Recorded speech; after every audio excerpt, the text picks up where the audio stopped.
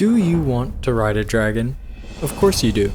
There is no greater triumph of animal husbandry than that of the flying mount, and no fantasy creature as iconic or beloved as the dragon. The concept of the dragon rider, then, was inevitable.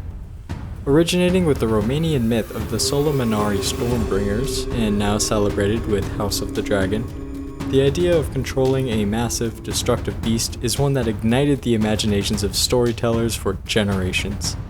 Given the mythic nature of dragons, the details regarding taming and riding them are mostly up to author interpretation, and a common choice is to simply use magic to bring the worm under heel. Personally, I find this explanation unsatisfactory. Using my own dragon-packed setting of the Dragon Slayer Codex, let me guide you through one of the many possible ways dragon taming and riding could be done with nature. To start, I never quite enjoyed the concept that any dragon found in the wild can be tamed, and suddenly behave in any desired way by the rider through simple training. While it can work for some narratives, it drastically lowers the stakes of a dragon world if the scaled adversary can be rendered docile by a quick treat and a tap on the nose.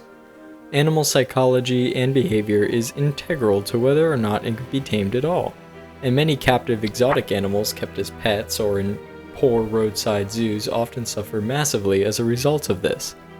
I can't imagine a dragon taken from the wild and kept in someone's backyard pen wouldn't break out and fly away, or simply eat their quote-unquote master. So powerful is this psychological aspect that even two animals one might see as functionally identical respond wildly different to taming. The infamous case of the horse and zebra. A horse is the perfect animal mount, yet the zebra ferociously defies any attempt at domestication. Both are equids, eat grass, move in herds, and possess social bonds, yet act wildly different in this context. For my setting of the Dragon Slayer Codex, dragon taming is mostly unheard of.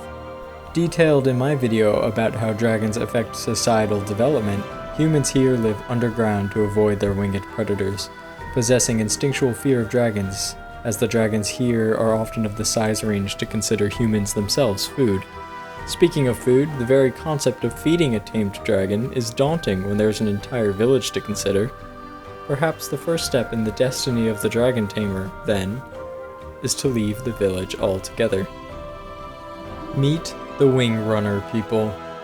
Long ago, their ancestral underground fortress was destroyed by tectonic rumblings, which doomed the surrounding area with earthquakes and a resulting famine. Exiled, they were forced to migrate southward to unexplored lands. For generations, they survived as prey animals above ground, hunted by dragons and any other beast imaginable. Paranoid and sharp-witted, they learnt the ways of the surface world as they inched ever southward, the marks of dragonfire ever present on their faces, ribbed like a mandrill and calloused to resist the damaging qualities of being burnt.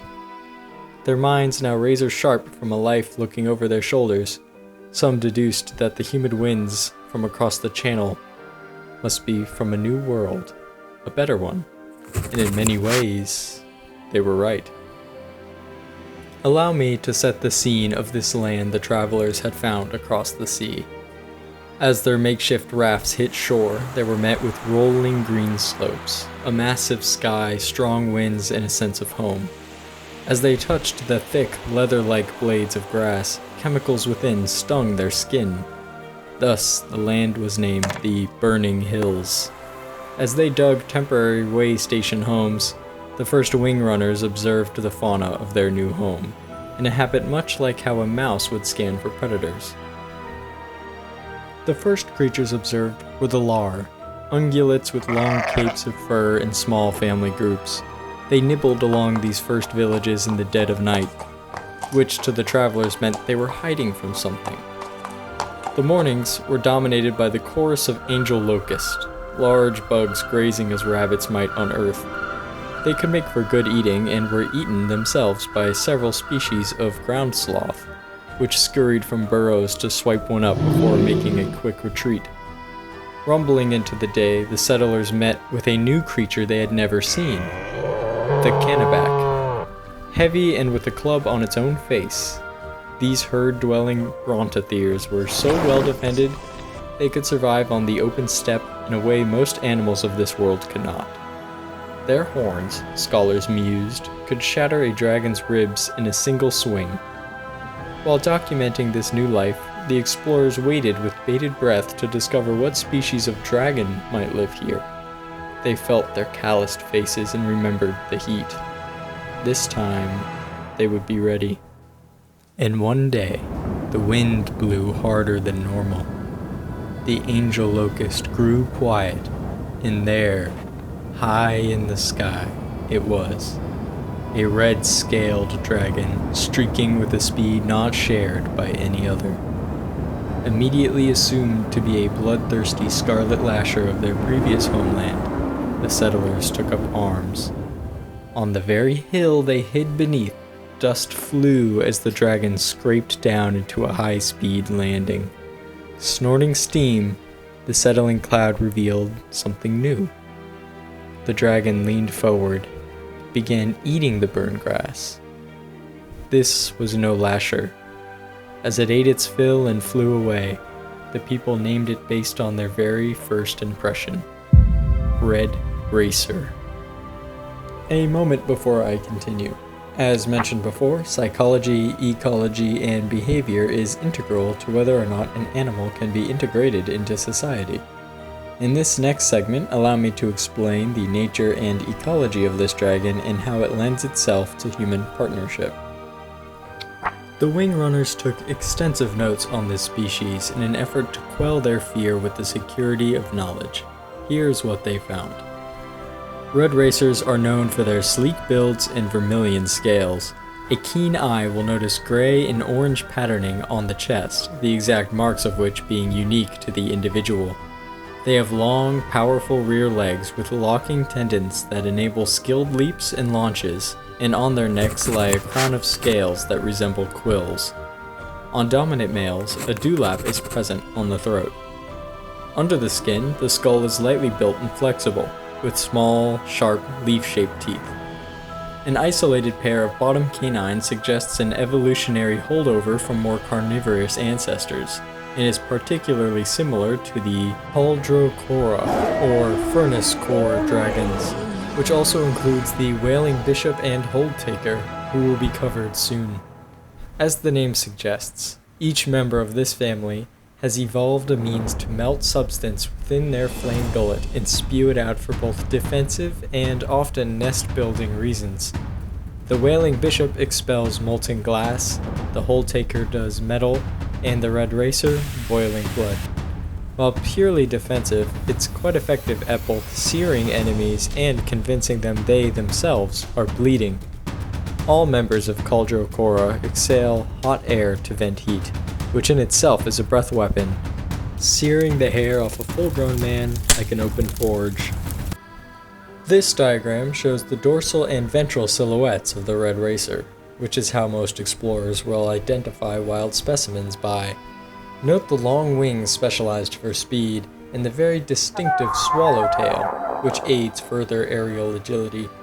The wings themselves are stiff and built to resist winds, and the membrane extends far up the neck rather than down to the hip, as is the case with most dragons. This gives them a rather forward-swept appearance in the sky. After noting its physical traits, the researchers then observed how it lived. Let me share with you its ecology. The red racer is a herbivorous dragon that evolved to take advantage of the near-endless supply of burn grass. It evolved from a more generalist, omnivorous ancestor, and its simple, basic body plan is basal to its clade. The thick, waxy leaves of burn grass made the transition to herbivory much easier and quicker in evolutionary time. They partake in niche partitioning with the lower and canneback, able to swiftly reach the thickest patches of grass before either, pulling the plants up by the root with their hooked beak. The canneback herds arrive second, turning the soil with their heavy footfalls and providing fertile grounds for new sprouts, which the nocturnal lowers select for while browsing. The red racer itself travels in herds, and this is important to their partnership with humans. Racer groups are structured by age and gender. Smaller gatherings are led by a matriarch and her children, both fledgling and adult. These smaller groups exist within the territory of a dominant male who controls the area near a watering hole. He has the breeding rights to the older females in his territory and tolerates subservient males that lack the dewlap of a dominant one. As the interior of the continent is drier, the lush season moves around the burning hills as the year progresses. This spurs massive migrations where each smaller group comes together in a massive flock said to dye the sky red, according to wingrunner texts.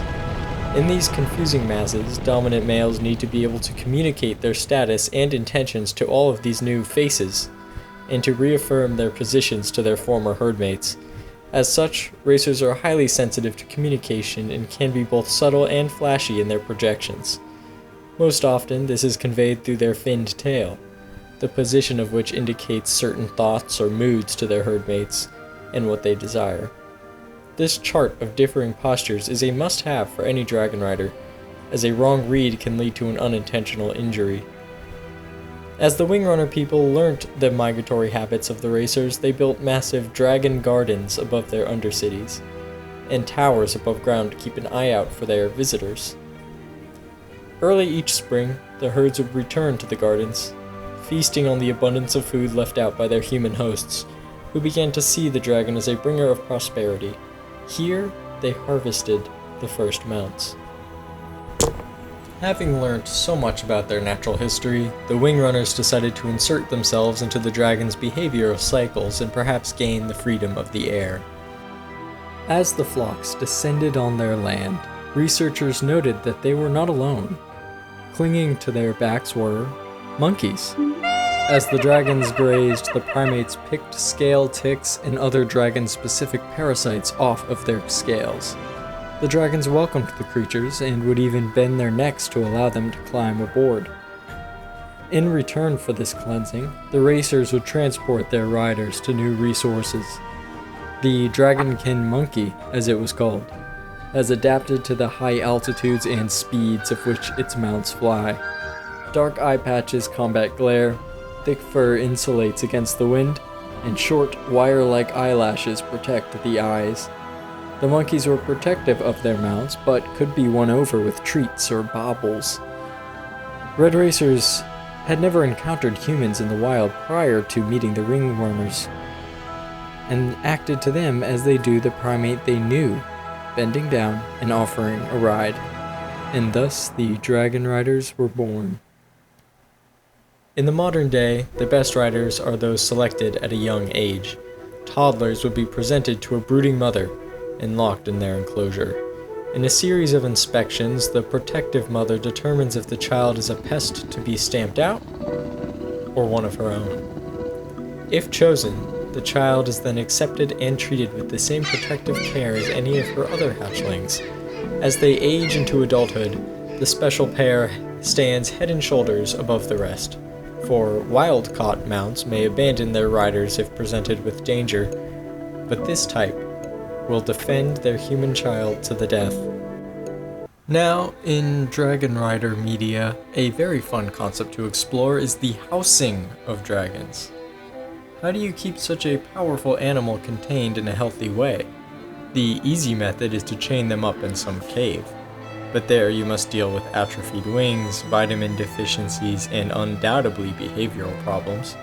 If let loose, there is a real risk of losing your dragon, either by flying away or simply death. This is where behavioral traits come into play even further. I decided, for my setting, the red racer visits ancestral nesting grounds every year, the same as sea turtles. This is a particularly high hill, weathered along the top by thousands of years of nesting flocks. Since a racer will return to where it hatched, those born in captivity will seldom leave the area, willing to nest there. As noted before, lead males will control the area for grazing, with all leaving to move with the seasons. If the handlers don't have a backstock of food for their dragons, all of them will attempt to leave on an instinctual migration. Such a thing, you can see, would be undesirable. How do they work around this? By inserting themselves as the lead male, and providing constant food and warm shelter, the resident tame dragons will see this as a perpetual summer, and the instinct to migrate will not trigger. That said, this makes famines and long winters especially threatening. If the dragon handlers run out of food, their mounts will simply fly away. Stables themselves are one of the few above-ground structures you'll see among the cultures of this world, usually half-built into the side of a hill. They're made of stretched hides and stone, and keep the dragon secure. These materials are limited, as the wingrunners had to use what was available on the steppe, so you won't see wood, for example. An interesting occurrence is when another male tries to claim a domesticated flock from their handlers. If posturing does not suffice, attacks can be quite lethal to a human. This is why dragoners themselves must be able to handle this. Usually they will fly flags and similar threatening gestures that the dragon would use in the wild, but if push comes to shove, they must be able to slay dragons when necessary. For even though they use these animals in their lives, they must be able to defend themselves when needed. The future of this culture looks bright, all things considered. Today they've become prolific explorers and map makers, seeing much of the world where others cannot. Their expeditions are so far-reaching that you can even find a feral population of red racers in the Great Grass, 2 continental masses north, where they are often confused with scarlet lashers. They descend from the mounts of Expedition 30, where all but 2 perished from either weather or dragon attack. It is still unknown. Their wing running, as it is called, and where they got their name, has also established relations with both hound keepers and peppermen, with various outposter clans contacting them as well. If, on your travels, you find yourself in need of a map, search for their iconic towers of the wing runner outposts. You will find none better. All of this is just my approach to the question of dragon taming, and I have even more to discuss in the future, such as hitching rides on truly colossal dragons via a grappling hook, riding on dragon-carried baskets, or wrangling vicious dragons for gladiator fights. But there are many ways you can incorporate such a classic trope into your setting as well. Be it with magic, emotional bonds, or even a partnership between sentient species, the actual methods are endless.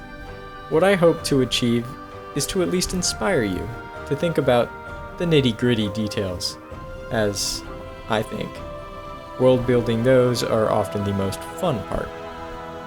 But perhaps the most inspiring thing of all is my patrons.